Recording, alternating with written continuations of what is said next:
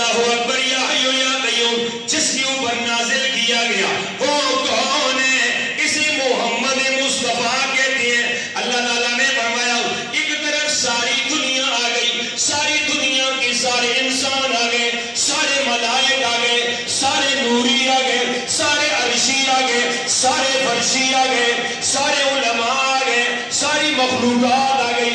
فرمایا جس کے قلب اظہار پر میں نے اپنے قرآن کو نازل کیا، ساری دنیا ایک طرف ہے، میرے محمد ایک طرف ہے۔ اللہ تیرا کون سا محمد ہے؟ فرمایا میں اپنے لاڈلے سے اتنی محبتیں کرتا ہوں، میرا نبی اپنے بستر پہ جا کے لیٹ گیا، یہ کون ہے؟ یہ صاحب قرآن ہے، اپنے بستر پہ لیٹ گئے۔ رب العالمین نے فرمایا جبرائیل لبیک یا رب جلیل، فرمایا جا میرا سونا تو چادر لے کے سو گیا، میرا سونا تو کمبل لے کے سو گیا۔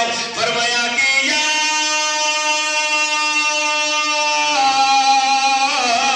ایوہ المزمل قم اللیل الا قلیلا۔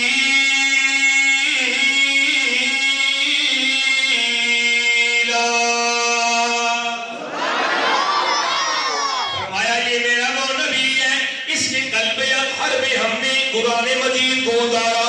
اللہ رب العالمین نے یہ کتاب بے مثال آپ کو دی ہے، جن کے بچوں نے ختم کر لیا، جن کے بچوں نے آج قرآن کی تکمیل کی ہے، میرا دل خوش ہو گیا بفا کے مسلمان، تمہاری چھوٹی چھوٹی بچیوں نے قرآن پڑھا۔ یہ میرے مولوی صاحب کا کردار دیکھ لے، یہ میرے عالم کا کردار دیکھ لے، یہ میرے حافظ صاحب کا کردار دیکھ لے۔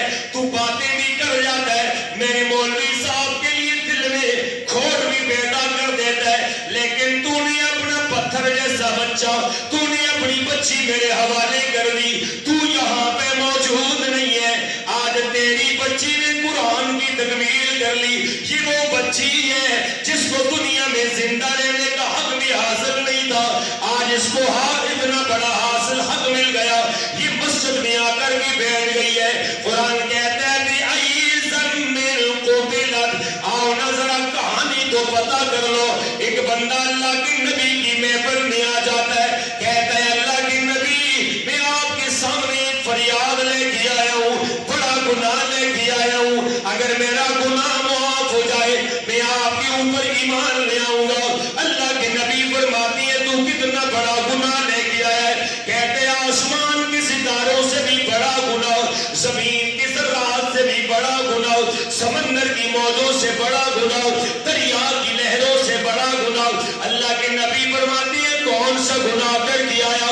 کہتے ہیں اللہ کے نبی میں نے شادی کر لی، شادی کرنے کے بعد چند دن میں نے گھر میں گزارے، میں اپنے گھر سے جانے لگا نوکری کے سلسلے میں، اپنی بیوی کو میں نے وصیت و نصیحت کر دی اگر میرے بعد کوئی لڑکا پیدا ہو جائے تسلیوں کے ساتھ اس کی پرورش کر لینا، اگر بچی پیدا ہو جائے زندہ درگور کر دینا، مجھے بچیوں کی کوئی ضرورت نہیں ہے۔ کہتے ہیں میں نوکری پہ چلا گیا، میرے بعد میرے گھر میں میری بچی پیدا ہو گئی، لیکن میری بیوی نے اس کو نہ قتل کیا۔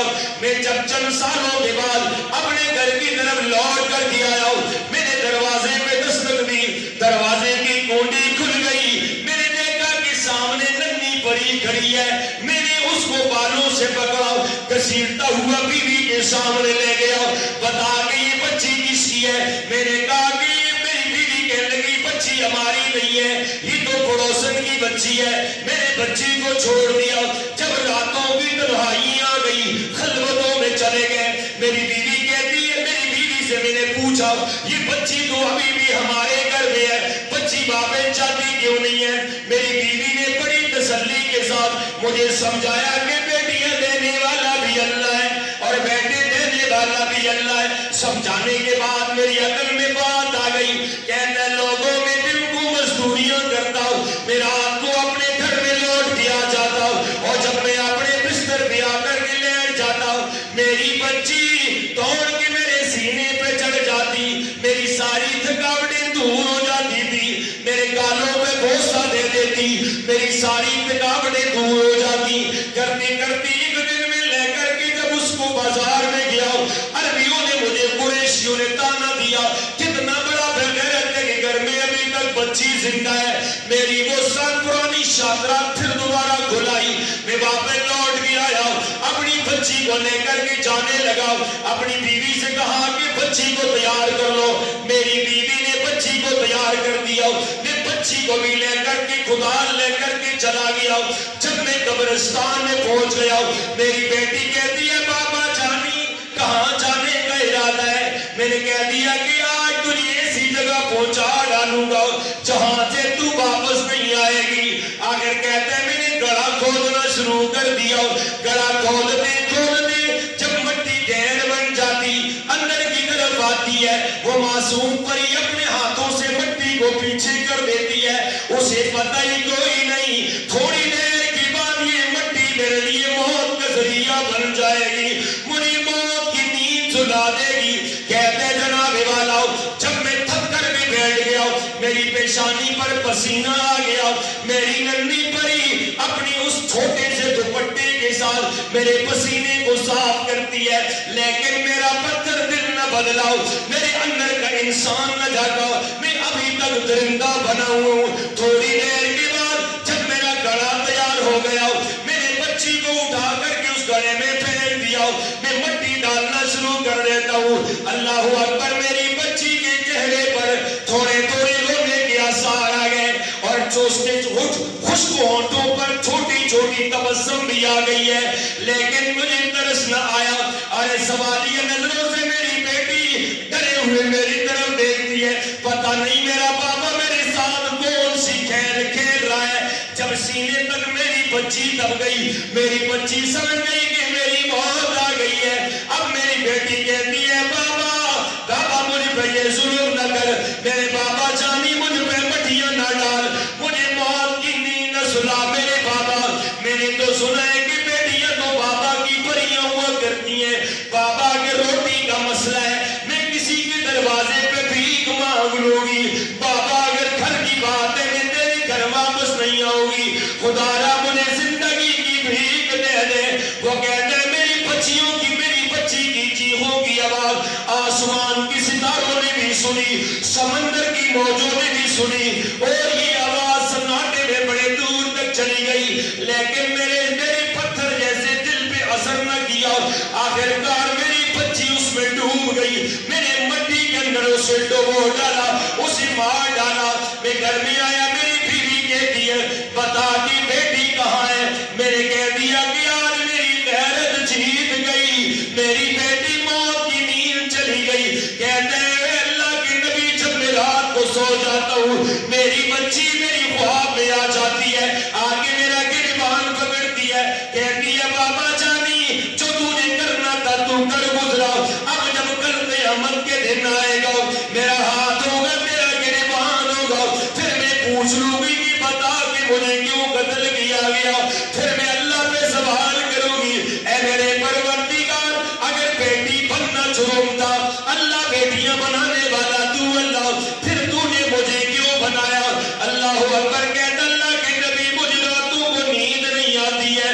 اللہ کے نبی کی آنکھوں میں زاروں قطار آنسو آ گئے. یہ کون نبی ہے, اس کی آنکھوں میں آنسو کیسے آ گئے؟ اسے تو دنیا رحمت للعالمین کہتی ہے. قرآن کہتا ہے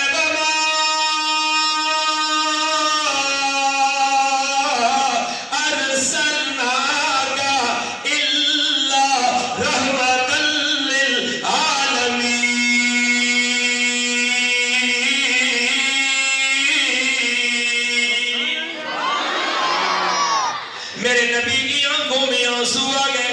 میرے نبی فرماتے ہیں ظالمہ اتنا بھی خیال نہ آیا, ظالمہ تو نے ننھی پری مار ڈالی. اللہ کے نبی نے فرمایا میرے ہاتھ پہ بیعت کر لے, بیعت کر کے تو کلمہ پڑھ لے, کلمہ پڑھنے کا اللہ ماضی کے گناہ معاف کر دیں گے. اس لیے قرآن اتارا گیا. پروردگار عالم آپ نے قرآن کو کیوں اتارا؟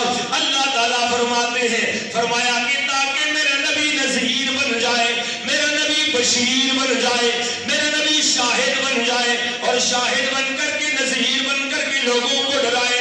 قرآن کہتے ہیں تبارک الذی نزل الفرقان علی عبدہ لیکون للعالمین نذیرا.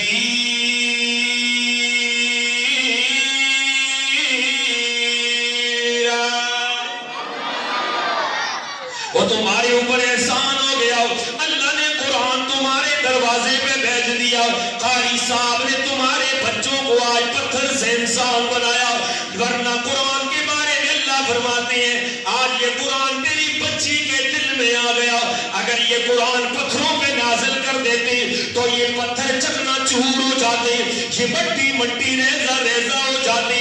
یہ مثال اس لیے بیان کرتی ہے تاکہ لوگوں اس سے تم فکر کی طرف آ جاؤ, تفکر کی طرف آ جاؤ, سوچ کی طرف آ جاؤ, منزل کی طرف آ جاؤ, اپنے گھر کی طرف آ جاؤ, جنت کی طرف آ جاؤ, نظاروں کی طرف آ جاؤ. فرمایا کہ لو